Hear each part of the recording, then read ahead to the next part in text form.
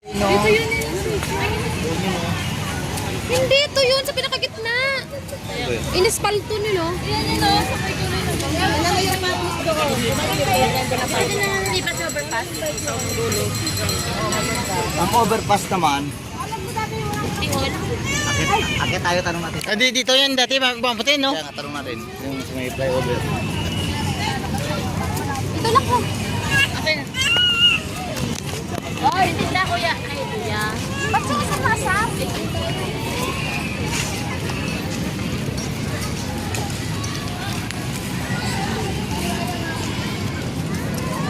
Hoy!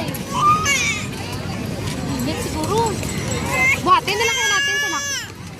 Diyan mo na yan dyan. Dito mo lang yan. Ito, titigil din yan.